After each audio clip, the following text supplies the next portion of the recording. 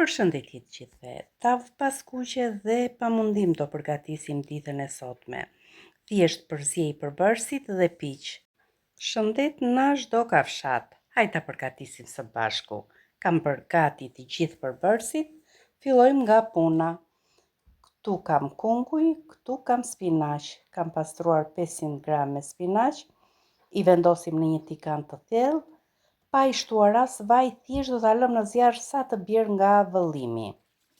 Si u thash në fillim, asgjë nuk skuqet në këtë recetë. Kemi 500 gram me kunguj, i presim në formë rrethore. Jo shumë të trash, por dhe jo shumë të hollë.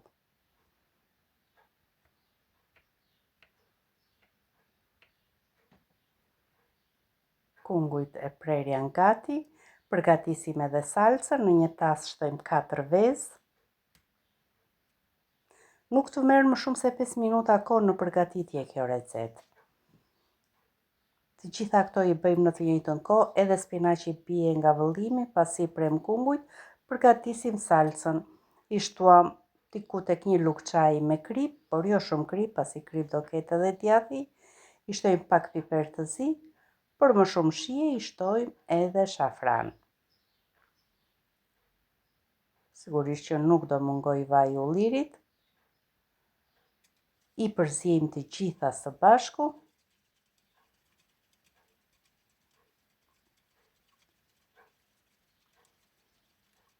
Pasi të jenë përzier vezët mirë, fillojmë të shtojmë kosin. Do shtojmë diku tek 1 gotë e gjysmë me kos.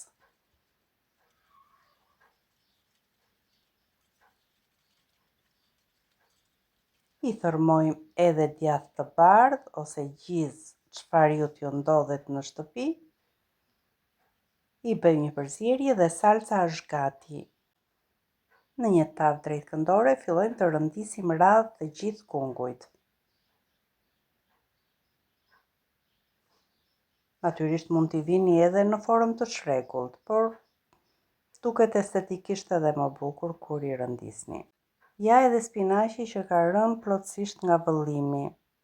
Si e kemi kështu të nxehtë, do ta shpërndajmë në tavë. Do ta vendosim në brendësi të rjeshtave të kungullit,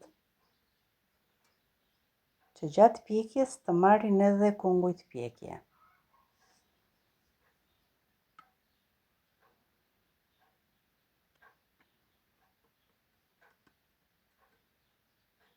I sistemuam bukur.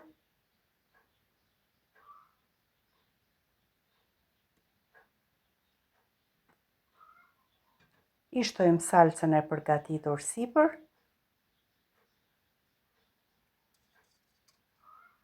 Nëse doni mund t'i shtoni edhe gjalp, më shumë shije i jep.